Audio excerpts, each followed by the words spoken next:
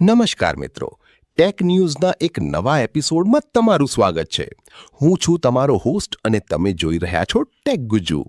આજે ગૂગલે આખી દુનિયાને ચેતવણી આપી છે અને વનપ્લસનો નવો ફોન પણ આજે માર્કેટમાં આવી ગયો છે. મિત્રો, એઆઈ હવે જેટલું કામનું છે એટલું જ ખતરનાક પણ બની રહ્યું છે. ગૂગલે કહ્યું છે કે હેકર્સ હવે એઆઈની મદદથી મિનિટોમાં તમારા અકાઉન્ટ્સ હેક કરી શકે છે. તો હવે 2 સ્ટેપ વેરિફિકેશન ઓન રાખવું ફરજિયાત છે. વનપ્લસ લવર્સ માટે ખુશખબર. નોર્ડ CE6 લાઇટનું વેચાણ આજથી શરૂ થઈ ગયું છે. જો તમારે વનપ્લસનો શાનદાર એક્સપિરિયન્સ બજેટમાં જોઈએ છે તો આ ફોન પર નજર રાખજો. ફાસ્ટ ચાર્જિંગ અને લાંબી બેટરી એ તેની ખાસિયત છે. અને ગાડીઓના શોખીનો માટે ગર્વની વાત, ટોયોટા મહારાષ્ટ્રમાં નવી ફેક્ટરી નાખવા જઈ રહી છે.